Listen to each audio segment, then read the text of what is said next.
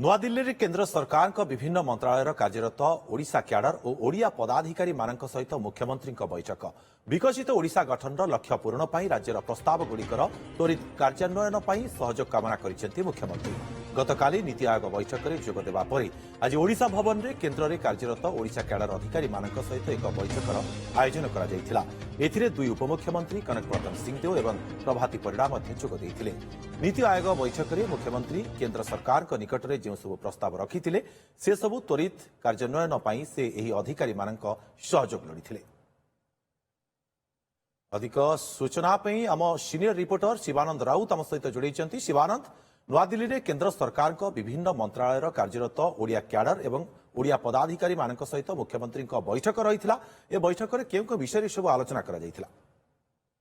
देखो मुख्यमंत्री तीन दिनिया दिल्ली गस्त मध्य आज गुरुत्वपूर्ण बैठक रही नूआदिल्ली ओडिशा भवन रे बैठक रही सरकार विभिन्न मंत्रालय जो केन्द्र सरकार अधीन में काम करोडिशा कैडर पदाधिकारी माने सहित आलोचना कर विस्तृत भाव में सहित विभिन्न योजना संबंध में केन्द्र और राज्य मध्य जो समन्वय रही विषय आलोचना होती गतकाली आप जानते जो भाव नीति आयोग नवम गवर्निंग काउंसिल बैठक रही योगदान करते परवर्ती पर्यायर समस्त बीजेपी शासित राज्यर मुख्यमंत्री मानकर बैठक रही से बैठक उपस्थित थे गोटे बड़ आलोचना रही जो आलू संकट देखा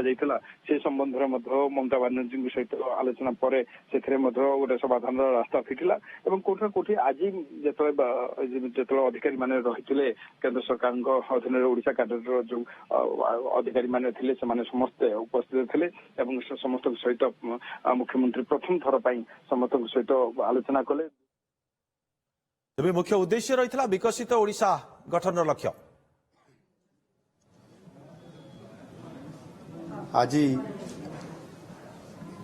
आमर ये ओडिशा भवन ठारे ओडिशा क्याडर जो माने केंद्र सरकार अधीन विभिन्न गुरुत्वपूर्ण विभाग रे वरिष्ठ अधिकारी हिसाब रे दायित्व निर्वाह करुछंती तांकर सहित आज ये सौजन्यमूलक भाव में साक्षात तांकर सहित होईची मोर सहित दुई जन उपमुख्यमंत्री मध्य उपस्थित थिले। विशेष करके ओडिशा को फोकस करिया पाई एवं ओडिशा को नुआ ओडिशा गठन करिया पाई जो ओडिशार 4.5 कोटी लोक आमको आशीर्वाद देइछंती महाप्रभु जगन्नाथंकर आशीर्वाद अछि एवं गत 24 वर्ष भितर अनेक काम हो पारि नाही लोकंकर आय भी बढ़िला नाही ओडिशा को नुआ ओडिशा देखिबार मध्य ये जो आज नुआ परिकल्पना करा हिची सेतिरे आगामी 5 वर्ष पई बहुत बड़ गोटे आम पई चैलेंजिंग अछि। ये चैलेंजिंग रे आमको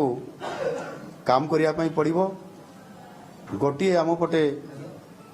डबल इंजिन सरकार थिबा कारणरू एवं केंद्रीय नेतृवृंद सरकार हुंतु बा प्रशासक वरिष्ठ अधिकारी माने हुंतु एवं जो माने आम ओडिशा कैडर अधिकारी अछंती समानकर सहित आलोचना हला सेमाने समस्ते खुशी व्यक्त करिसंती एवं ओडिशा को सबु प्रकार साहाय्य सहयोग करिवे बोली मध्य आम पाखरे प्रतिश्रुति देइछंती। ओडिशा सरकारंकर विभिन्न विभागर सचिव स्तरीय अधिकारी मानकर सहित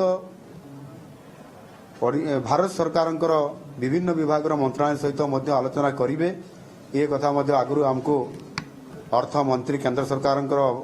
आमको निजे परामर्श देइथिले एनु मु आशा करूची जेतु प्रधानमंत्री पूर्वोदयर कथा स्वतंत्र भाव में स्थान देइछंती एनु निश्चित भाव में आगामी 5 वर्ष रे ओडिशा को आग को नेबा पाई एवं 2036 मसीह स्वतंत्र उत्कल प्रदेशर आम ओडिशार 7 वर्ष पूरण होउची एवं शतवार्षिकी उत्सव जो पालन करा जिवो से समय रे आमे नुआ ओडिशा गठन करिवार जो आगामी 12 वर्ष अच्छी ये प्रक्रिया को त्वरान्वित करूँ ଆଗାମୀ 12 ବର୍ଷ ଭିତରେ ନୂଆ ଓଡ଼ିଶା ଗଠନ କରିବୁ। ଆଉ ସେଥିପାଇଁ ପ୍ରଥମ 5 ବର୍ଷ ଯେହେତୁ ଆମକୁ ଓଡ଼ିଶାର ଲୋକମାନେ ଆଶୀର୍ବାଦ କରିଛନ୍ତି, ଦାୟିତ୍ୱ ଦେଇଛନ୍ତି, ତାକୁ ଆମେ ଫୋକସ୍ କରିବୁ ଏବଂ ଓଡ଼ିଶାକୁ ନୂଆ ଓଡ଼ିଶା ଗଠନ କରିବାରେ ଏଇ ଯେଉଁ ଆମର କାର୍ଯ୍ୟକ୍ରମ ବିଭିନ୍ନ ଯୋଜନା ଏବଂ ଆମେ ଯେଉଁ ମିଶନ ନେଇଛୁ ତାହା 100 ଦିନର କାର୍ଯ୍ୟକ୍ରମ, 5 ବର୍ଷର କାର୍ଯ୍ୟକ୍ରମ, ତାପରେ 12 ବର୍ଷର କାର୍ଯ୍ୟକ୍ରମ ଏବଂ ତାପରେ 2047 ମସିହାରେ ଭାରତ ଯେତେବେଳେ ବିକଶିତ ଭାରତ ହେବ ପ୍ରଧାନମନ୍ତ୍ରୀ ଯାହା ଆହ୍ୱାନ କରିଛନ୍ତି ସେଥିରେ ଓଡ଼ିଶା ସାମିଲ ହେଲା ବେଳକୁ ଓଡ଼ିଶା ପ୍ରଦେଶ ଭାରତବର୍ଷରେ 1 ନମ୍ବର ସ୍ଥାନରେ ଥିବ ଏବଂ ଓଡ଼ିଶା ବିକଶିତ ଓଡ଼ିଶା ହୋଇସାରିଥିବ। ସେ ପ୍ରକାରର ମିଶନ ନେଇକରି ଆଜିର ଆମ ସରକାର ଏ ପ୍ରକାର ସଂକଳ୍ପ ନେଇକରି କାମ ଆରମ୍ଭ କରିଛନ୍ତି।